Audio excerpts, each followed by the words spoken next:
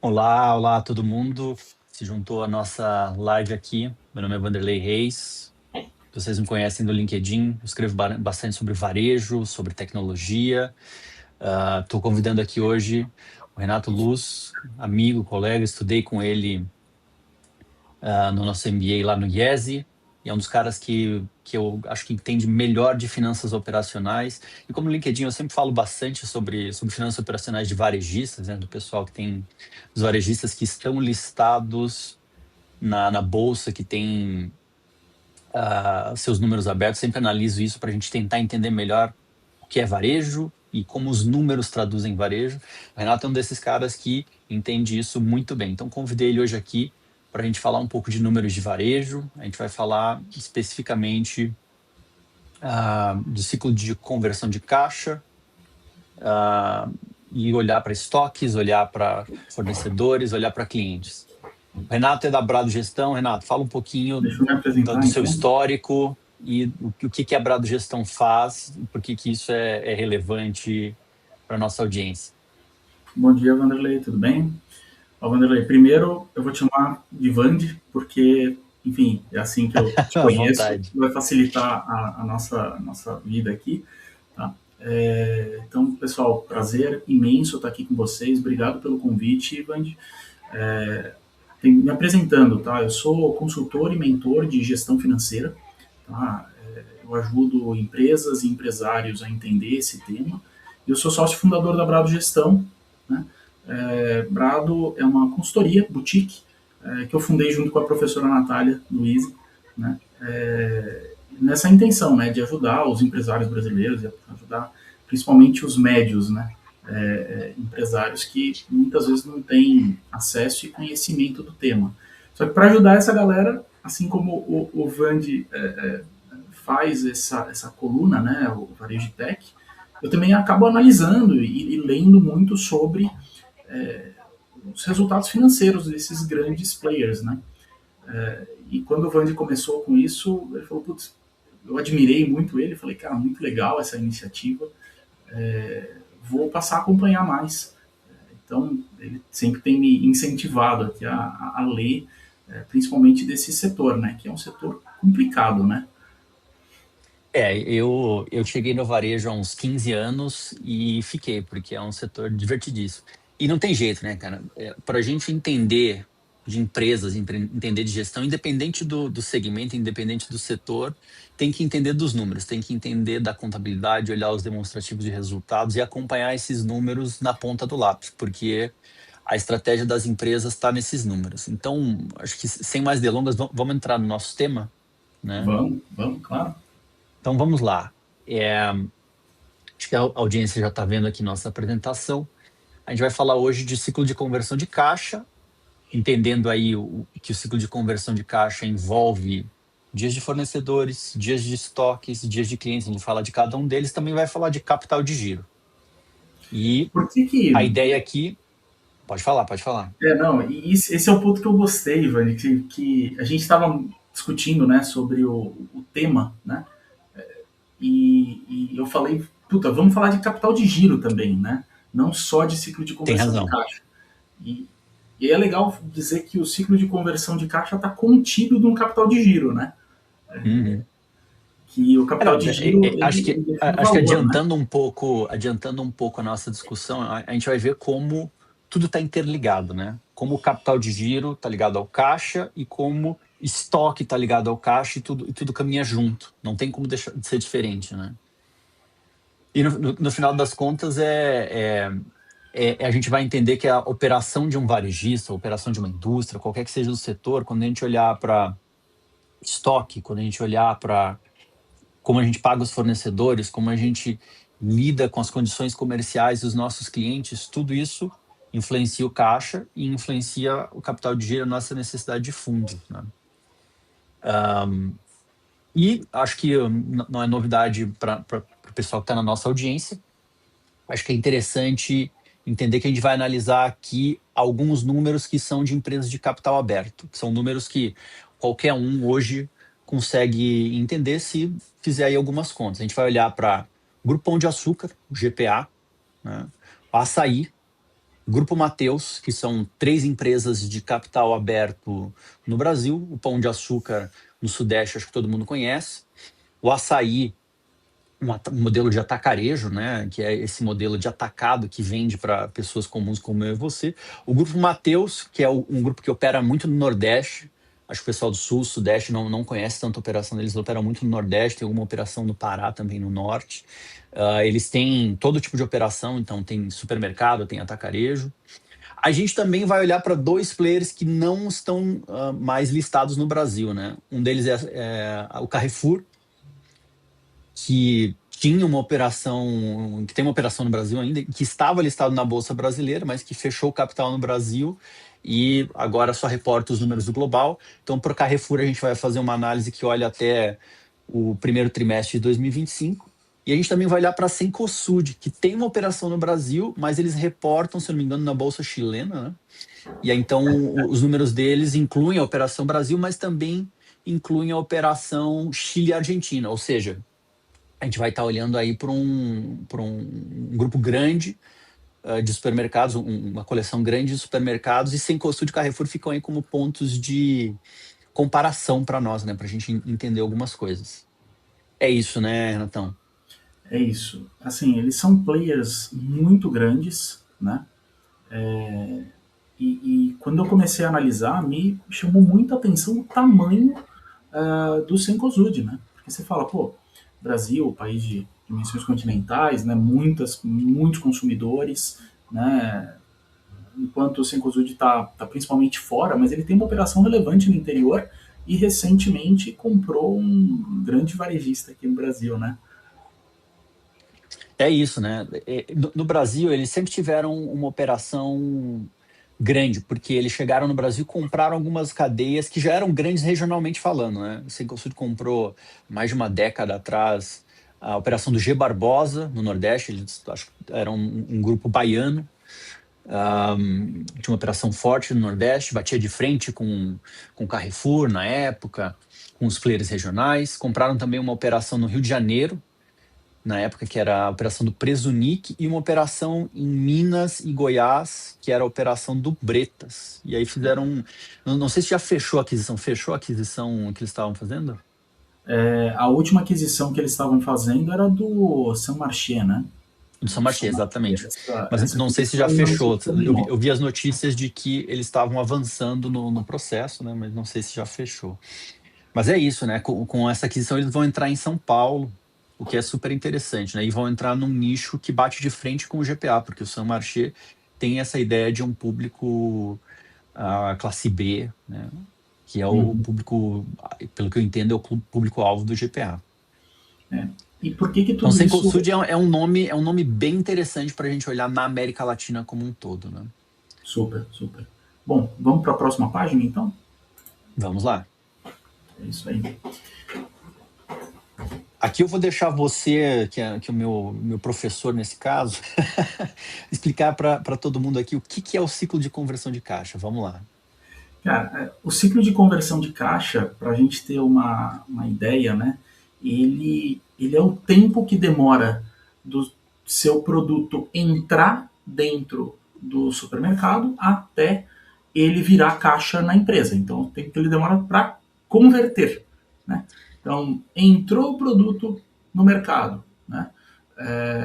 Qual que é esse prazo? Né? E aqui a gente trouxe já os principais prazos, né? Então ele é um dado falado em prazo em dias, né? Então Uhum. no GPA ali demora menos 9,5 dias. Você fala, opa, Cara, é um número estranho, negativo, né? né? O que isso significa na prática? Quer dizer, é meio difícil de concretizar isso, né? Porque a gente está dizendo, olha, se o meu fornecedor me entrega um pacote de arroz hoje, quanto tempo isso leva para vender e virar caixa? Virar dinheiro na minha conta, né? Isso não é para a gente. Está dizendo que no GPA, quando eu recebo o pacote de arroz de 5 quilos hoje do fornecedor, 9 dias atrás, isso já era caixa. Como é que Ele isso já virou funciona na caixa. prática? Como que funciona esse negócio na prática, né? Porque na prática, esses grandes varejistas, eles têm muito poder de barganha de negociação com a indústria, né? E o que acontece é que eles pressionam a indústria para conseguir estender o prazo de pagamento da indústria. Então, ele só vai pagar, né, o produto que chegou no supermercado dele depois de 90, 60, 50 dias. Só que se ele demora menos do que isso para vender, né, Uhum. Ou seja, ele efetivamente ele compra a crédito, né? ele compra crédito. Isso, cara, é extremamente relevante, porque na prática, esses players, né, com exceção do grupo Mateus, né, não precisam investir no que eles chamam de capital de giro. Né? Por Uhum. quê? Porque o capital de giro ele é o dinheiro necessário para você colocar o seu produto dentro do mercado. Né? Então, por quê? Porque você tem um prazo para receber, né? Você tem um prazo para pagar o fornecedor, você tem um prazo que esse produto fica ali na gôndola até converter. Né? E é justamente esse conceito mais operacional, eu vou dizer, que é o ciclo de conversão de caixa. Né? Então, o ciclo de conversão de caixa, na prática, ele vai medir, né, o quanto tempo que você demora para converter um estoque em venda, quanto tempo que demora para converter essa venda em dinheiro, né? E isso tudo deduzido do tempo que você demora para pagar o seu fornecedor. Né? Então, aqui, quando a gente olha a fórmula, né, do ciclo de conversão de caixa, você vê o prazo médio de recebimento mais o prazo médio de estocagem menos o prazo médio de pagamento. Né? Então, e tudo isso daqui é dito em dias. Né? Então, eu estou Uhum. falando quantos dias eu demoro para receber, quantos dias o meu produto fica no estoque parado e quantos dias eu demoro para pagar o meu fornecedor. Né? Então, essa que é a ideia desse indicador. Então, ele é um indicador operacional que dá para extrair através das demonstrações financeiras. Boa. Mas o que a gente está olhando aqui, que é estranho, parece que todo o setor opera negativo, menos o grupo Mateus. Opera negativo no sentido de que eles estão sendo financiados pelos seus fornecedores. Né? Como se o fornecedor fosse uma linha de crédito no banco, dando capital de giro para eles, no final das contas. Né? Exato. Agora o Mateus ele está indo na contramão disso. O que isso significa na prática? Na, na prática, significa que o grupo Mateus parte do capital que ele gera, parte do resultado que ele gera, para ele continuar crescendo, ele tem que reinvestir em estoque no produto dele, o que faz muito sentido, né? Porque ele está em uma região que não é muito favorecida em termos logísticos, ou seja, o produto, né, que é produzido no sul, no sudeste, demora até chegar nele, né? Uhum. Então ele tem que ter mais estoque. Né? Por quê? As principais indústrias de bens de consumo estão no sul e sudeste, né? Isso é Sim, fato. sim, sim, com certeza. Né? O que tem muita gente no interior, né, também. Né? E aí esse player ele tem que se precaver dessa forma. E também tem um outro ponto, né? Aparentemente, né, esse player ele tem uma política de fornecedor diferente. Então todos esses detalhes, né, a gente vai passar player a player aqui para conversar, né? Vamos entrar nos detalhes. Vamos Vamos discutir entrar nos isso detalhes em mais então, no detalhes. Vamos lá. próximo. Então, né, Prazo médio de estocagem. prazo médio de estocagem, então ele soma positivo no ciclo de conversão de caixa. Né? Legal. Por E quê? o Porque que é é o o prazo médio termo de estocagem? Na prática, é prazo quantos médio. dias de estoque eu tenho armazenado, né? Exato, exato. É o Tem quanto uma tempo conta você para está chegar armazenado. nisso, e isso está olhando para os números do balanço e para o Para a gente DRE. olhar, para a gente chegar nesse prazo, olhando os números do balanço, né, você tem que olhar dois indicadores, tá? O estoque do balanço patrimonial, tá? E o CMV do DRE, né? Então, qual que é a CMV ideia? é custo de mercadoria vendida, né? Isso. O quanto que custa aquele produto que você está vendendo, né? Então, qual que é a ideia aqui? Né? Basicamente, o seu estoque é uma foto do quanto você tem em cada dia, né? Quando você recebe uma demonstração, você recebe a foto do último dia do período que você tá olhando, né? Então, por exemplo, você olha o GPA, né? Tem lá X milhões no estoque, tá? Esse valor de X milhões é a foto do estoque no último dia da demonstração que foi apresentada. Então, no caso aqui, em 1T, no primeiro trimestre de 2026, né, você tem X milhões, ou seja, o último dia do trimestre é 21 de março de 2026. Né? Uhum.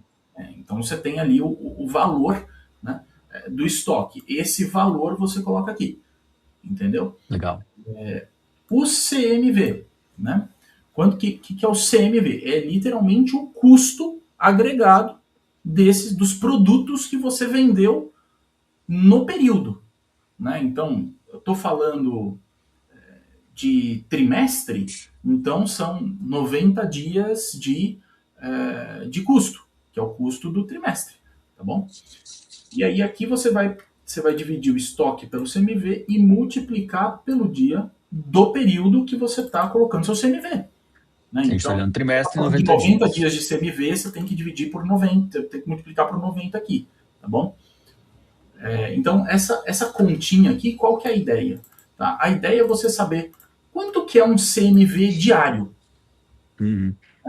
Quanto que eu vendo por Então, dia, na média? exato. Então, no final do dia, é a mesma coisa que você falar, olha, quanto que é um CMV diário, qual que é o meu estoque, né? Ou seja, se o meu custo, né, de um dia é, sei lá, 5 milhões, no caso ali do GPA era 75% do faturamento dele de 4 bilhões.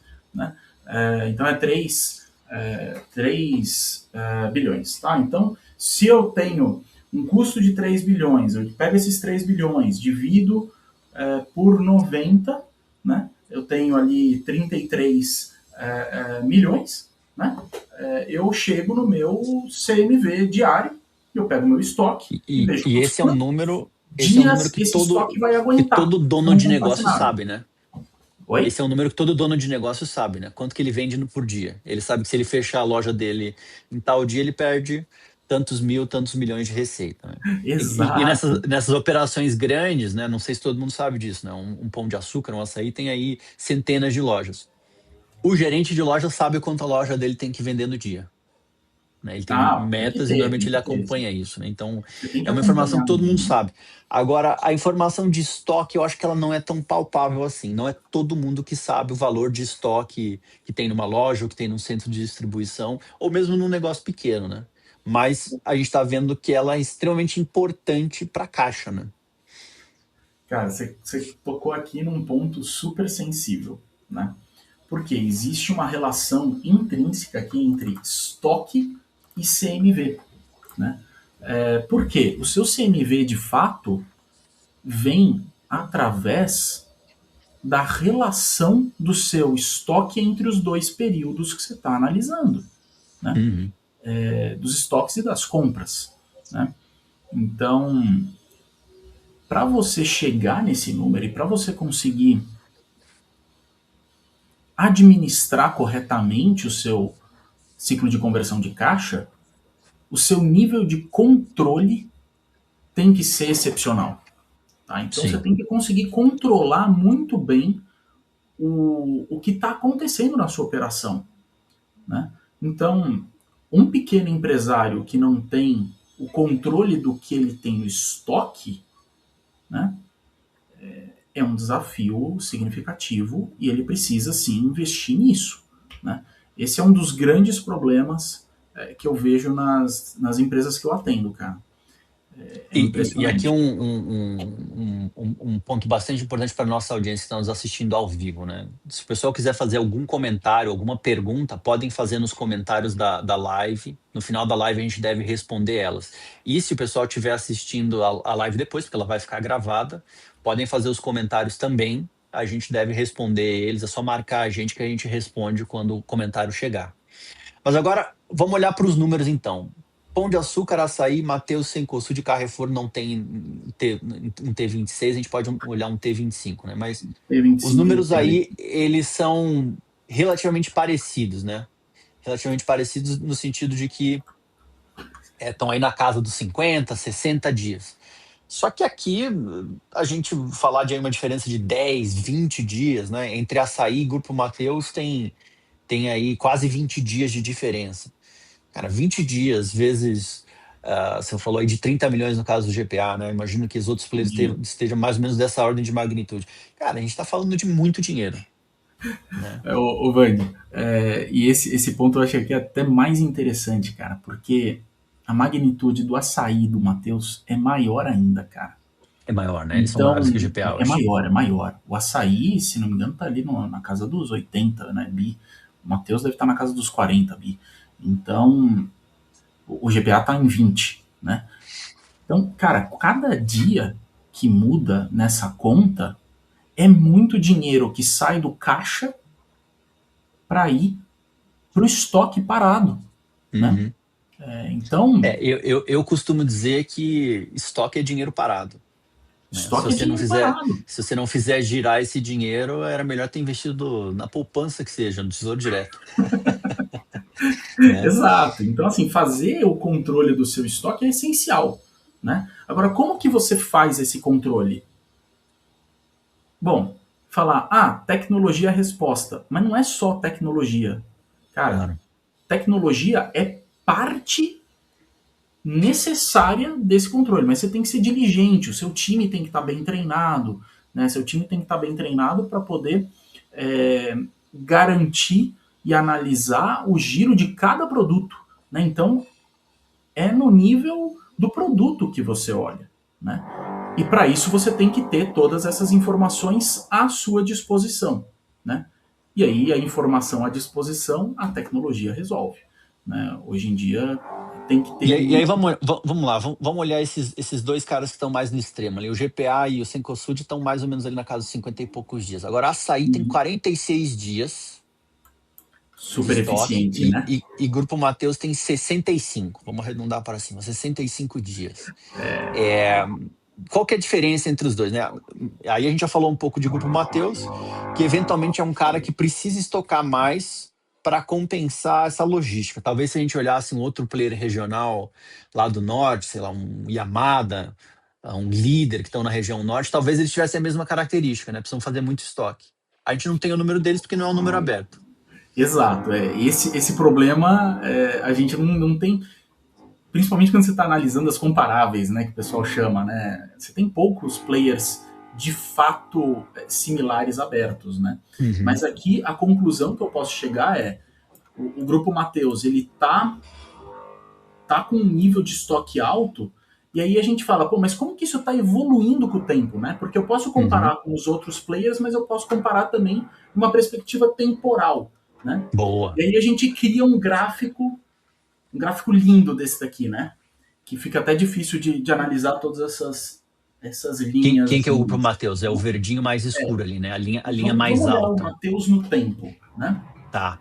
Apesar da gente falar, putz, o Matheus ele tá com um estoque muito acima dos outros players. Mas olhando o histórico já foi bem pior, né? Sim.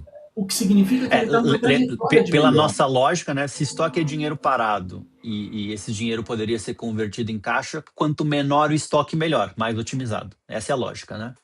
Exato. Então, assim, quanto Por regra. menor estoque, melhor é a sua operação, né? E ele está melhorando a operação, né? Tem altos e baixos, né?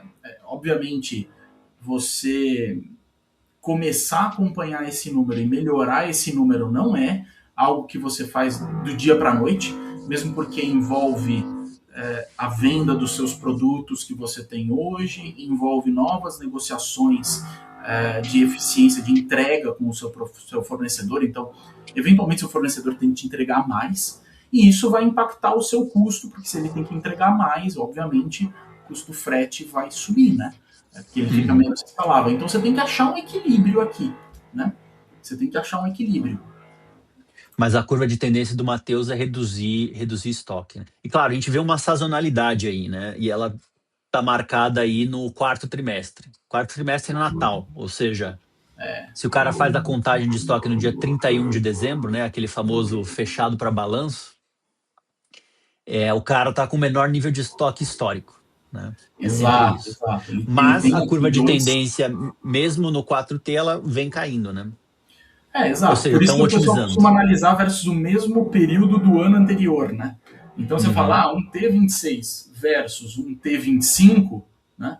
Caiu. Pô, tá melhorando também, né? Então você sempre analisa também você contra você mesmo, como tá? Eu tô melhorando?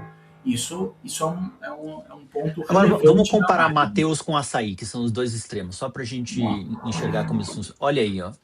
Açaí parece que tem uma linha de tendência aumentando o nível de estoque, né? Mas se eu não estou errado aqui na última, açaí era o mais eficiente, né?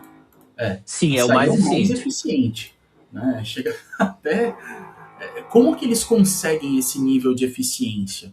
Né? Então isso tem que ser estudado. Primeiro a gente tem que pontuar aqui que eles estão operando dentro do varejo alimentar, que é como a gente chama, de modo geral, o varejo dos supermercados, eles estão dentro de um setor que é ligeiramente diferente do supermercado tradicional, né? Eles estão dentro do atacarejo, que é aquele formato que a gente entra no supermercado e, na verdade, vê um monte de pallets com vários andares de mercadoria, né? Não é tão gostoso de comprar como quando você entra num supermercado que estão ali as gôndolas mais fáceis, né?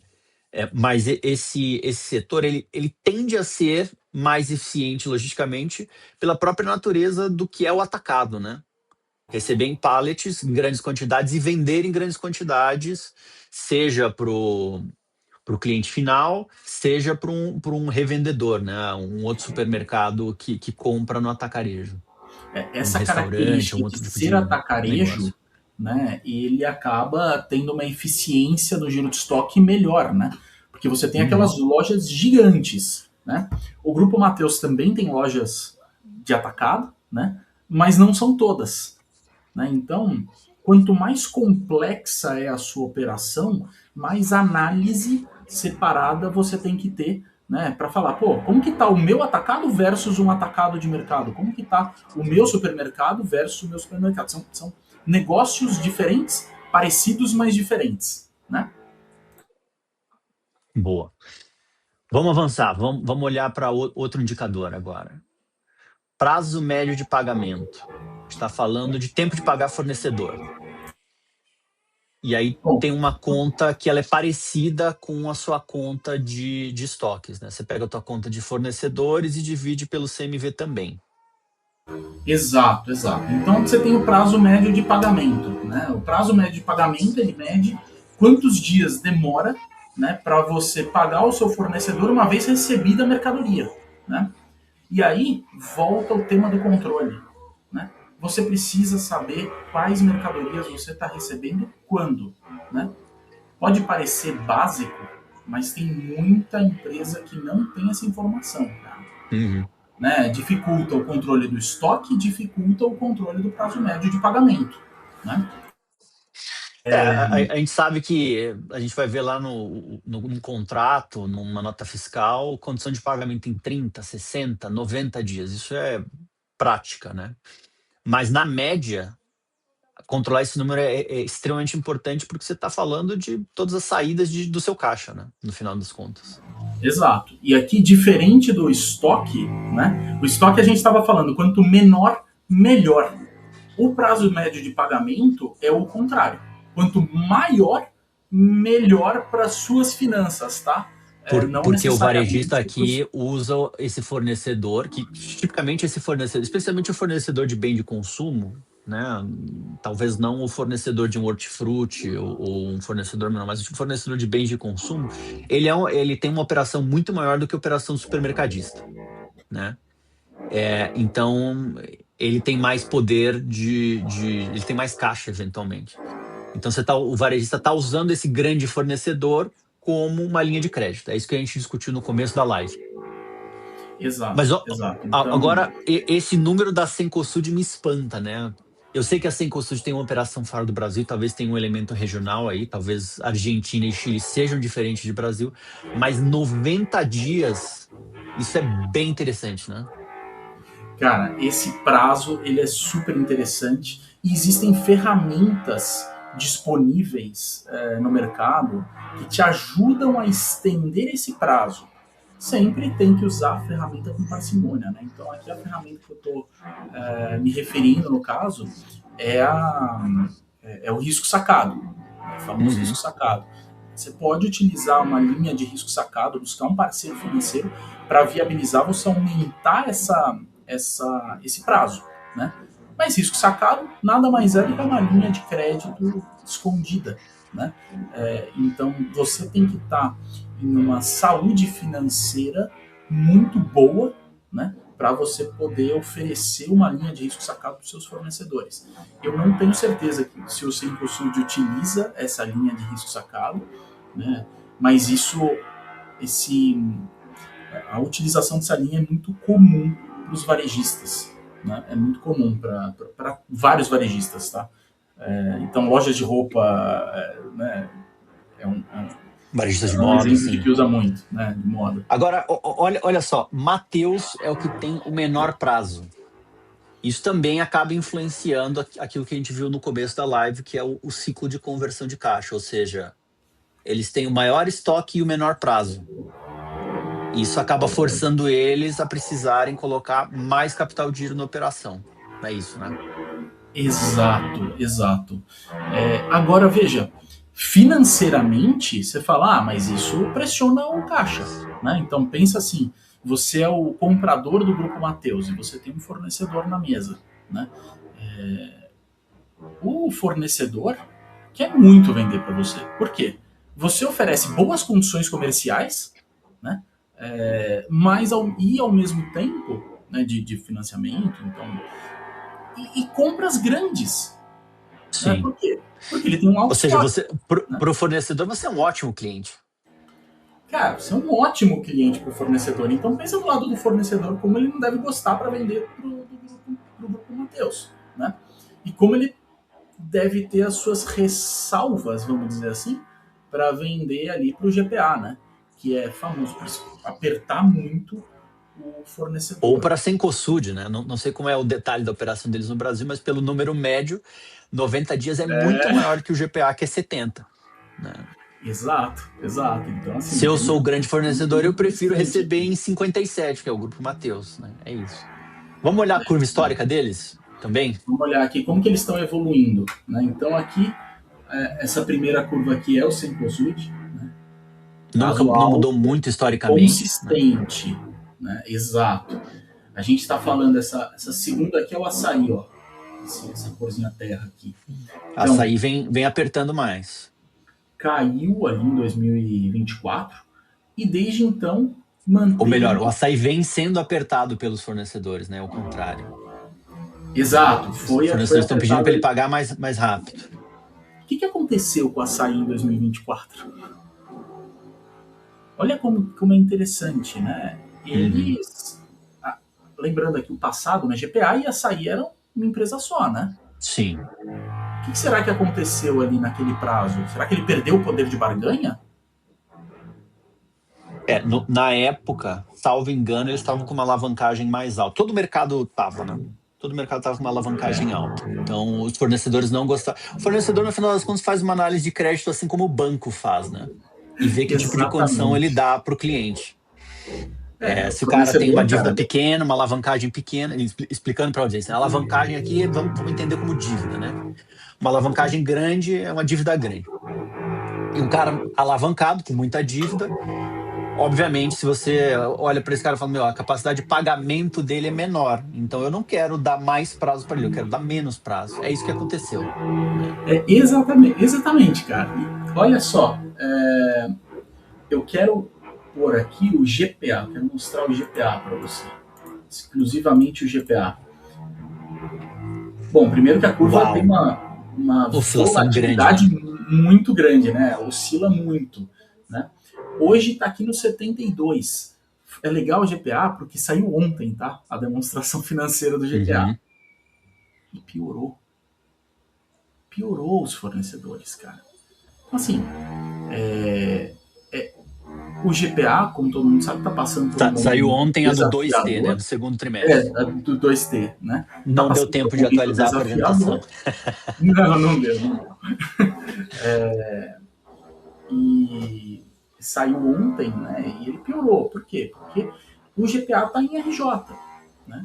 Então, o Uhum. fornecedor está cada vez menos propenso a dar prazo, né, para um grupo que está em dificuldade financeira, né? Então, você olha os números ali, você observa tem alguns pontos que estão melhorando, né? Mas tá um momento complicado, vamos dizer assim, né? O GPA. E aí o fornecedor percebe, o fornecedor sabe, o fornecedor Claro. sente o cliente, né? Então, a gente cansa de visitar clientes só para saber como que eles estão, né? Isso é essencial, né? Um ponto super relevante. Analisar como se você fosse um banco, porque no final do dia você está financiando a operação Sim, do seu sim. cliente, né? Tem um departamento de crédito dentro dessas empresas, né? De análise de Ah, crédito. tem que ter, cara, tem que ter, né? Principalmente para grandes compras, né? Então, eu lembro que eu estava numa indústria de sucos, né? Como consultor, tá? Não era da Fensal. E a gente olhava o, os atacarejos, né? A concentração deles nas vendas da empresa era gigantesca, né? Claro. Por quê? Se esse cliente não está numa saúde boa, acabou o seu negócio, né? Você vai enfrentar problema. E tem Se ele mudar muita. de fornecedor, então, Se ele mudar de fornecedor, né? Se ele escolhe outra marca para vender o teu produto, cara, você vai ter um problema relevante. Né? Por isso que a gente tinha até discussões de, putz, faz sentido eu concentrar tanto?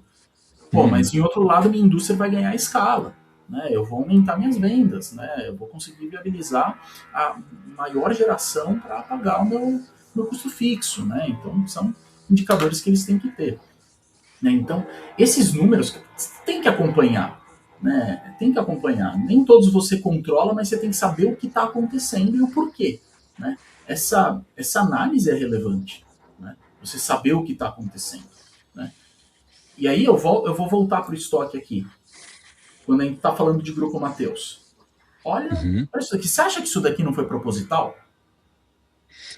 Não, Ou você acha que foi sem seguramente, querer?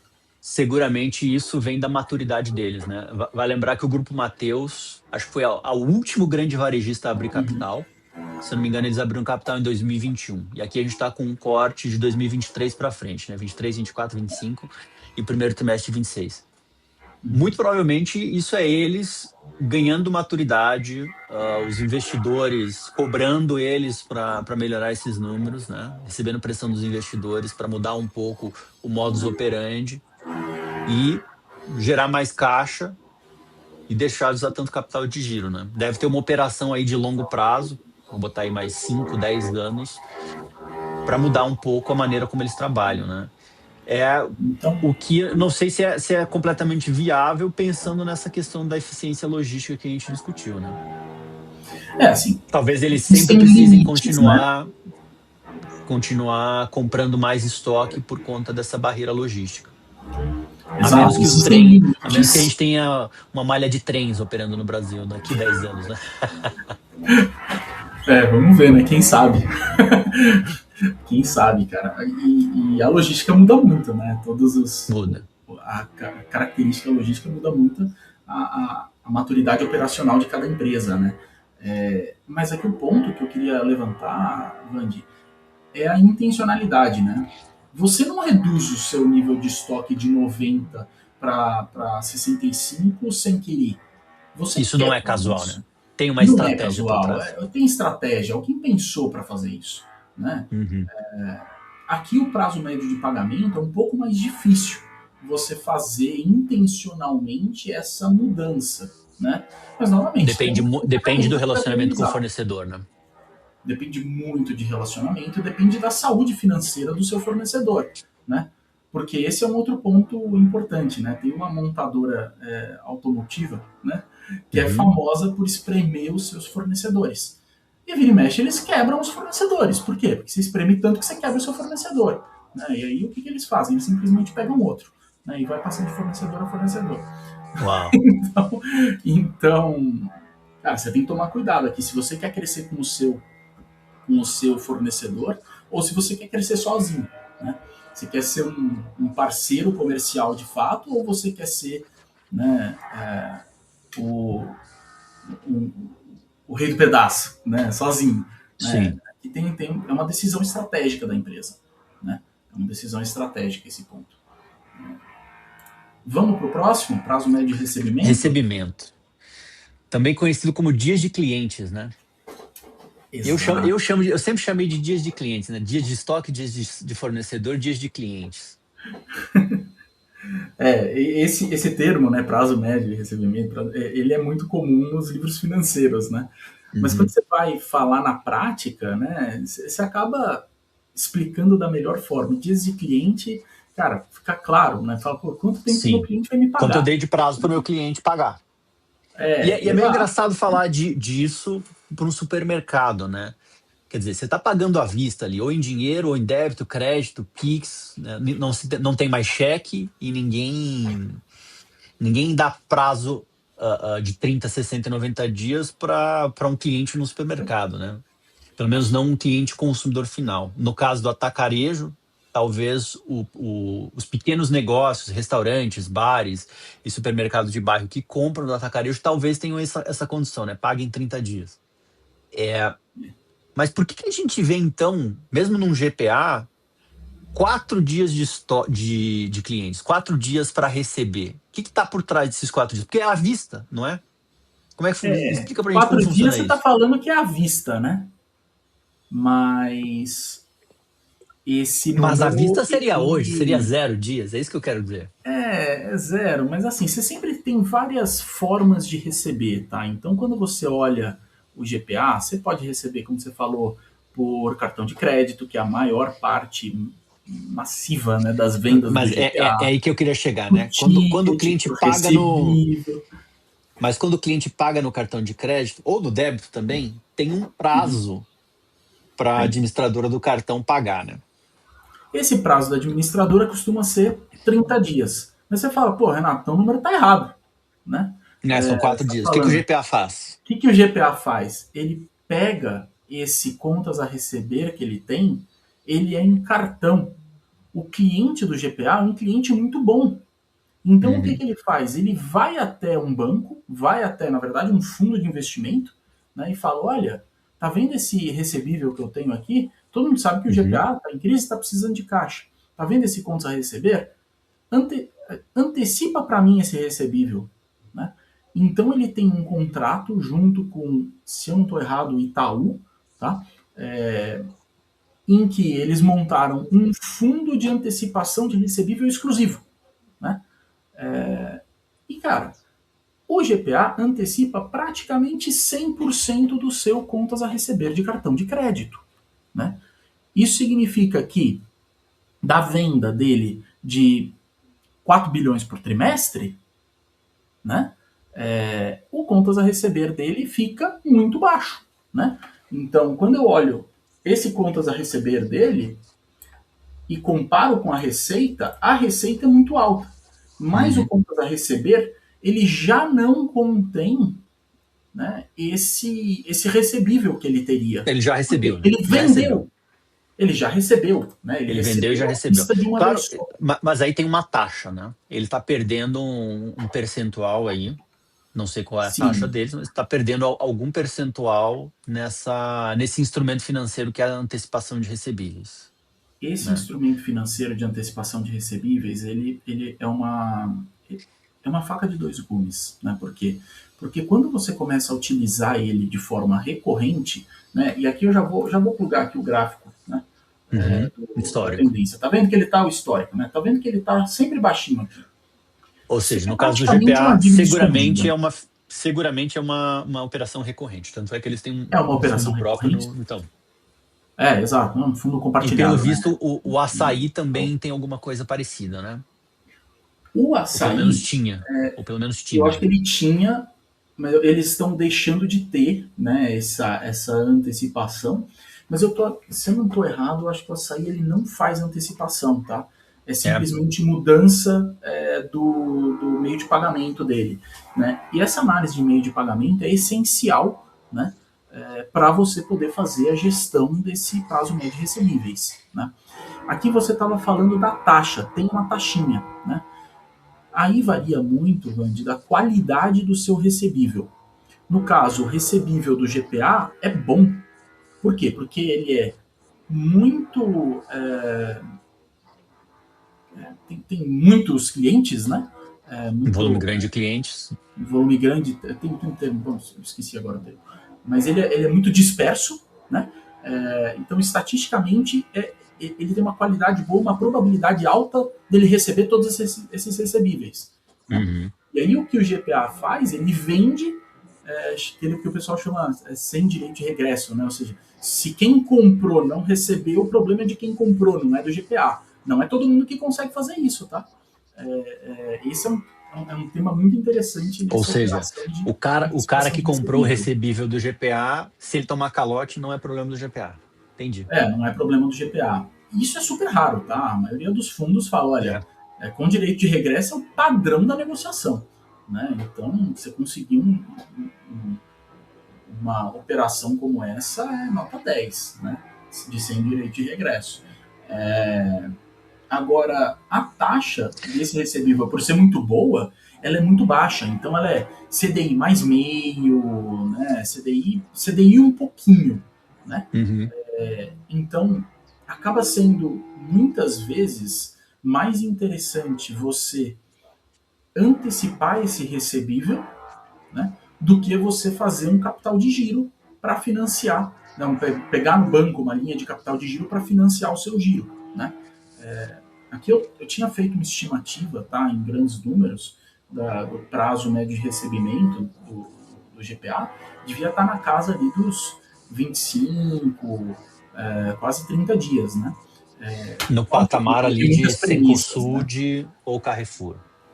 Exato, ali com uma dívida extra de 1,5 bi. Agora, Tá? vamos lá, né? Na Essa que seria a prática, dívida esse estimada de número, recebível. esse número na prática, quanto menor, melhor. Eu quero receber o dinheiro quanto antes, né? Mas tem Exato. gente feito Cencosud que está operando ali na casa dos 20 dias. E tem o nosso amigo Grupo Mateus, que está operando para cima de 30 dias, 37, quase 40 dias em alguns períodos ali. Cara, É, por que o esse, Grupo esse Mateus cara tá faz dando. isso? O Grupo Mateus está dando muito prazo para seus clientes. E não deve Tá estar dando fazendo muito prazo. antecipação de recebíveis, né? E aí a gente volta a pensar no cliente.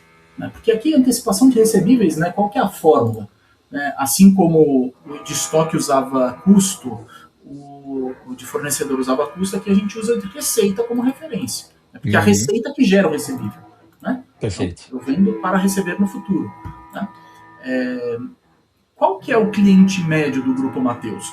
Eles têm lojas de alto padrão, mas tem lojas de atacado. Ele está onde? Ele está numa região em que a renda da população é mais baixa, né? Então ele tem que ter uma oferta para viabilizar o crescimento da população. Então esse ponto aqui para viabilizar a venda dele, né? Uhum. Ele quer vender, então ele dá prazo. Agora veja, a qualidade do balanço do Matheus é tão grande, tão boa, né? Que eu tenho certeza que isso daqui é liquidez para ele. Se você olha o contas a receber do Matheus, ele pode transformar isso em dinheiro a hora que ele quiser. Né? Por quê? Porque é um grupo capitalizado, é um grupo que tem um volume relevante, tem uma margem saudável. Né? A operação dele é muito boa. Né? Ele tem dívida? Tem. Todos esses players têm dívida. Né? É muito difícil um supermercado trabalhar Claro. sem dívida. Né? Mas para você saber o ponto ótimo da sua dívida, né, você tem que ter controle dos seus números, né, com bastante rigidez. Né? Você tem que ser bastante consciente. dos seus números para poder saber o seu Mas se de um lado, aqui no extremo de baixo desse gráfico, a gente tem o GPA que está pagando uma taxa para receber o quanto antes, o Grupo é, Mateus se recusa a pagar essa taxa. E isso é um percentual que vai no DRI, vai parar no DRE e vai aumentar a margem deles. Essa é uma exato. leitura razoável, né? Essa é uma leitura razoável. E veja, ele acaba, se você opera, né, o cartão, né, como o GPA faz, isso impacta o quê? Impacta a sua margem de contribuição. Quanto Uhum. mais você vende, mais você desconta. Então, a despesa financeira ela sai lá de baixo, né, de um DRE contábil e passa lá para cima num DRE gerencial, né, onde para você poder, onde a sua venda extra ela tem menos valor do que uma venda, por exemplo, do Matheus, que tem uma margem de contribuição mais alta, né? Então, e aqui eu estou falando em supermercado, né? Cara, a margem de contribuição é muito relevante na operação, né? E pra você ter uma noção aqui, você tem, né? Mas para a gente exemplificar a relevância da margem de contribuição, a gente está falando do GPA aqui com uma margem de contribuição na casa de 1%, né? Enquanto eu estou falando do Mateus na casa de 5%, né? E, cara, é pouco, né? Sim. Mas No toda volume taxinha que sim. você evita pagar ajuda, né, a compor essa margem. Boa. Vamos olhar para capital de giro agora e conectar isso tudo, né? Aqui é Exato. ciclo de conversão de caixa histórico. É, bom, a diferença Então, quando a gente olha o consolidado, né, do ciclo de conversão de caixa, você está vendo aqui o Grupo Mateus melhorando muito. Né, então, ele está Uhum. intencionalmente melhorando seu ciclo de conversão de caixa. Isso valoriza a empresa. Tá? Quanto Que isso, saiu do melhor a patamar de sua. 80 para 45, né, cara? Exato. 35 Então, cara, dias. Vendo o dinheiro 35 dias antes. quase Isso cortou parece pela ótimo. metade. Né? Então, isso daqui valoriza uma empresa, né? Principalmente agora uma empresa que está listada em bolsa, né? Você melhorar o seu capital de giro aumenta o market cap, aumenta o valuation da empresa, aumenta o valor das.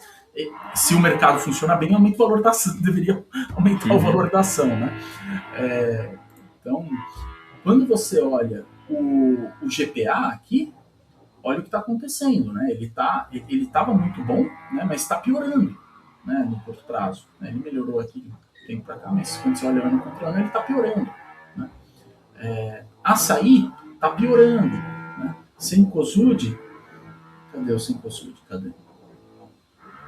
O amarelinho, né? Está piorando, está piorando, né? Esse daqui também. Então, você percebe, aqui tá bem pau a pau aqui, né? Tá flat, né? Agora, Então, assim, essa piora, tudo isso daqui são escolhas será estratégicas, que tem né? um ciclo econômico aí que faz todos eles piorarem? Que começa em 23? Cara, Difícil claramente dizer? olha, é difícil você afirmar porque, né, a economia ele é o conjunto de todos os agentes, né, de todos os Tô te perguntando isso porque tu é participantes. economista, cara. Cada empresa, cada empresa é um agente, né? Uhum. Cada empresa quando analisa sozinha fala, olha, eu melhorei ou piorei por causa disso, né? Uhum. Agora, quando você olha a economia agregada, claramente aqui tem Tem uma alguma coisa tendência, né? acontecendo, tem uma tendência, né? E essa tendência não parece ser boa, né? O que está acontecendo, né? A população que está perdendo renda, né? Aqui as vendas do setor que estão começando a apresentar risco, né? Então você vê aqui, né, conectando com a estratégia, né? O que o açaí tem feito? Ele está agregando farmácia no portfólio. Né? Para quê? Sim. Para poder diversificar e crescer. Né? Pô, tem muita Aliás, esse é um lógica. dos Né? movimentos, assim, eu analiso farmácias também, né? É fácil dizer que nas últimas 2 décadas, farmácias é o segmento que cresceu sempre a duplo dígito. Sempre crescendo a 10, 15, 18% ao ano. Então, o supermercado poder ter uma farmácia dentro da sua operação, isso primeiro que aproxima ele do modelo americano, né? Do que é Uhum. a farmácia e supermercado nos Estados Unidos. Segundo que é isso que você comentou, né? Diversifica a operação e aumenta receita e margem ao mesmo tempo, que é fantástico. Mas você acredita, Vande, que negociar com um fornecedor de medicamento é mais fácil ou mais difícil? Né? Ele está mais disposto a ceder do que um fornecedor de uma indústria alimentícia? Eu acho que com Tendo a dizer que deve capital ser de mais giro, complicado. Deve ser eu mais também acredito complicado, que é mais porque esse complicado. fornecedor de Mas, medicamentos ele tem muito mais grana. A posição exato, ele dele tem é mais muito, grana, muito melhor do que da indústria de bens de consumo, né? O CPG. o poder de barganha é muito maior, né, É. do farmacêutico. Então, assim, isso vai impactar, sim, no capital de giro do açaí, tá? Uhum. Como? E Não sei. vamos olhar para capital de giro Mas eu acho que agora? não deve melhorar. É. Capital de giro, cara, qual que foi a análise aqui que a gente fez? Então, olha como está parecido o ciclo de conversão de caixa para o capital de giro. É um pouquinho Uhum. diferente, mas muito parecido. Quando a gente Muito fala de parecido, né? varejo supermercadista, cara, ciclo de conversão de caixa é a principal parte do capital de giro. Né? Aqui, né, o que a gente fala que é o capital de giro? O capital de giro é todo o investimento que é necessário para manter a sua operação rodando. Né? O nome é Então, muito bom, né? É o dinheiro que você precisa para fazer girar o seu negócio. É isso. exato, exato. E Né? sem Então, esse assim, dinheiro, o seu negócio morre. Morre amanhã. sem esse dinheiro, seu negócio morre amanhã. Se você quiser tirar, acabou o negócio. Né? Então, você tem que mexer com muita parcimônia. E tem poucas linhas que entram no capital de giro e que não entram no ciclo de conversão de caixa. Né? Então, eu estou falando aqui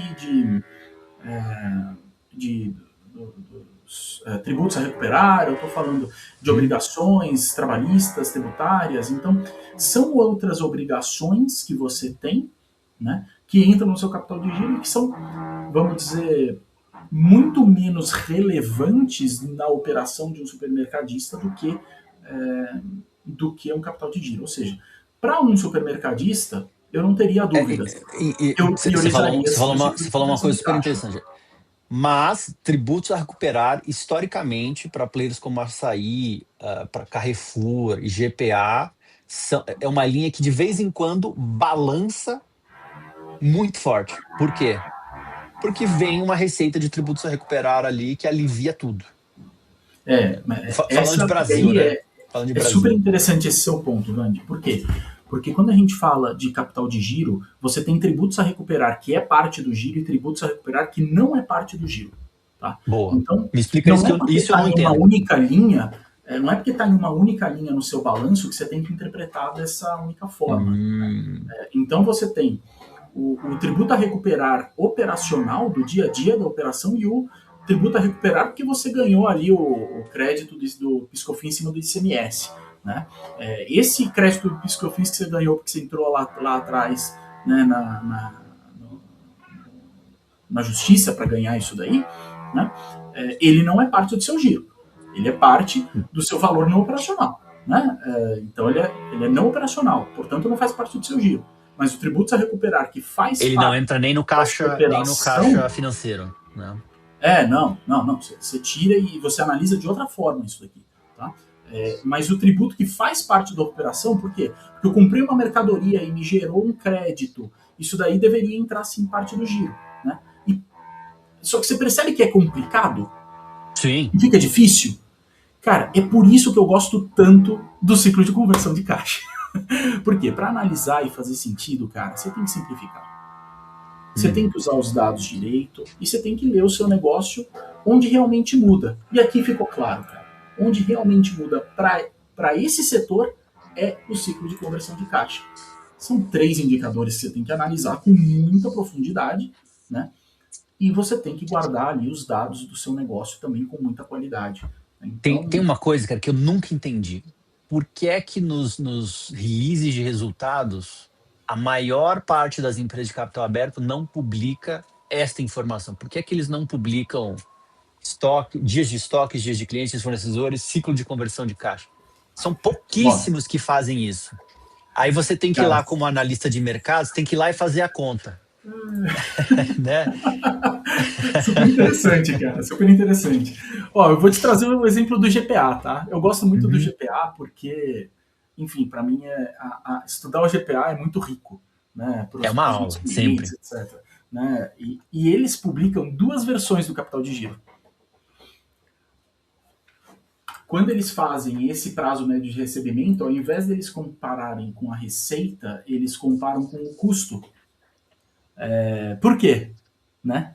Para que quando você some os números, ele faça mais sentido econômico. Né? Então, Olha só. assim, por quê? Porque quando você compara receita com custo, você muda a base. Né? E aí a saúde do seu balanço fica diferente da saúde do seu, do seu indicador. Né? Então, essa análise, você tem uma análise de mercado, que é o que a gente está fazendo aqui, né? Uma análise com dados de mercado, mas você também pode fazer uma análise dentro de casa um pouco diferente, né? Com dados já mais lapidados. O problema é, uma análise dentro de casa, você compara no período de tempo. É muito difícil você comparar com um terceiro. Uma análise dessa, né, que você usa os dados de mercado, né, as DFs, você pode comparar com um terceiro player. Né? Por quê? Porque as informações, teoricamente, estão padronizadas. Né? São bases comparáveis, Porque né? são bases comparáveis por A gente tá causa falando de lá do dias, no final APC. das Né? contas, né? Aqui a gente fala de dias, o capital de dias, o capital de giro você também pode falar de dias, mas você pode falar de dinheiros também, né? Então, né, e aí a análise fica diferente. Em dinheiros dá um resultado, em dias dá em outro. Né? Por isso que o GPA ele muda a base, né?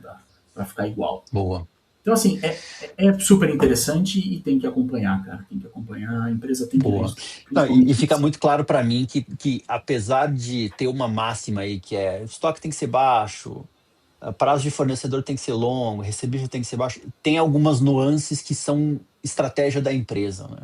Acho que isso é super relevante todo mundo entender que não é porque existe uma máxima da contabilidade que você tem que seguir ela à risca, né? A gente está vendo ali o grupo Mateus trabalhando de uma maneira muito diferente, né? Bom, Exato. Renato, a gente ainda pode responder os comentários se tiver alguns minutos, mas eu queria que você deixasse para a nossa audiência seus contatos, explicar um pouco do seu trabalho, Claro, claro. e o que você faz para as empresas olhando para finanças, olhando para operações. Tá. É, bom, eu vou parar de compartilhar aqui a tela.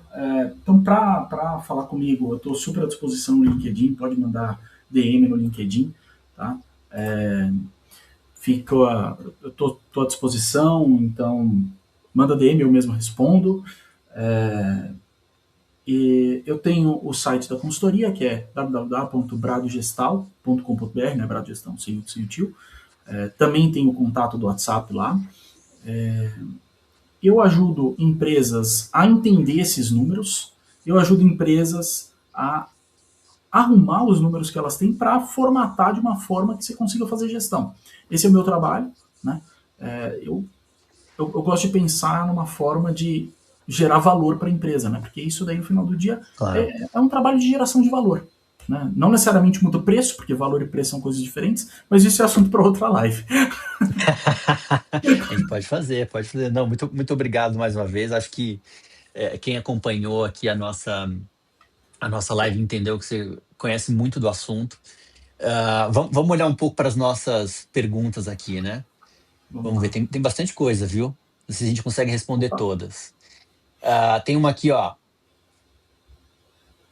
Essa aqui é boa. Já é possível estimar o impacto da adoção do split payment no fluxo de caixa das empresas? Essa é boa, né? Não sei se todo mundo Caraca, sabe cara, o que que pessoal, é, o que que é o pegou split payment, pesado, hein? né?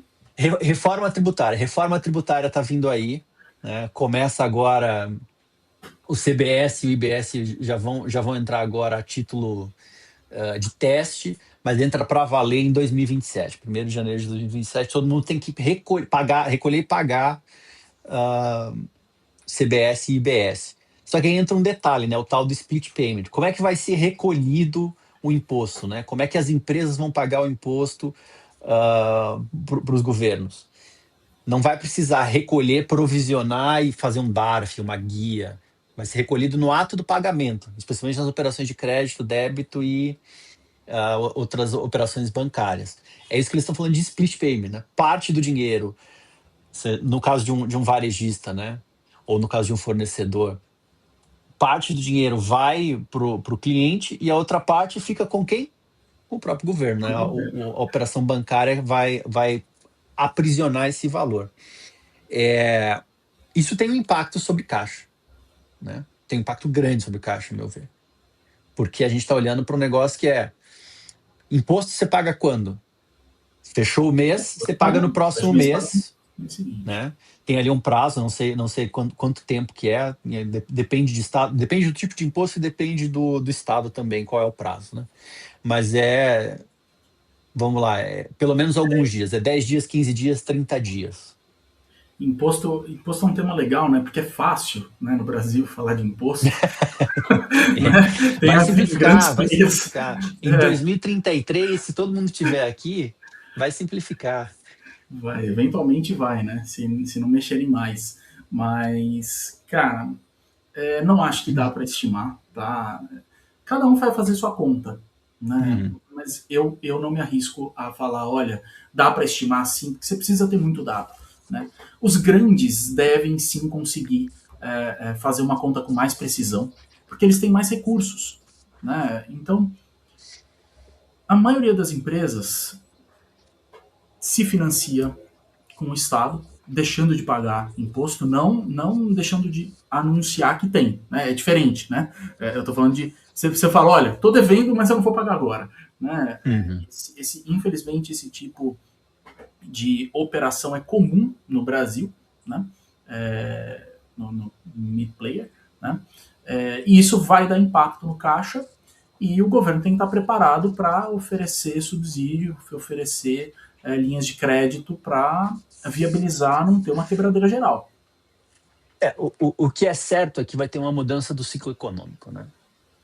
Isso vai afetar todo mundo, vai afetar a indústria, o extrator de matéria-prima, a indústria, o beneficiador, a indústria de bens de consumo, o distribuidor, o varejista, todos eles vão ter um impacto no seu caixa, né?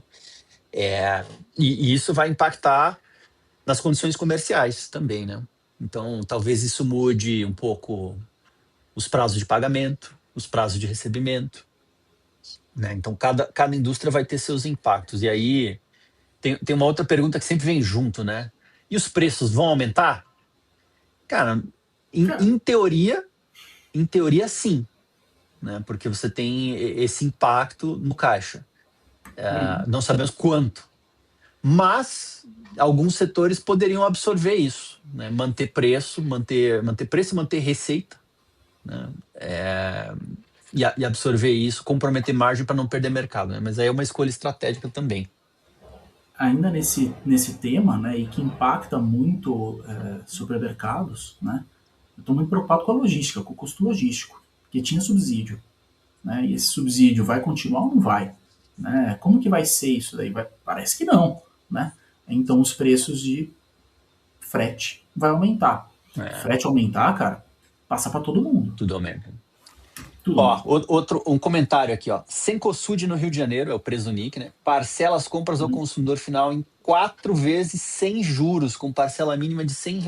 Ou seja, foi lá, comprou R$ 400, eles parcelam. E isso explica um pouco a curva que a gente viu da Cencosud com prazo de recebimento bastante alto, né? Sensacional a observação, cara. Sensacional. Né? E é triste você escutar isso, porque, cara, tem gente parcelando.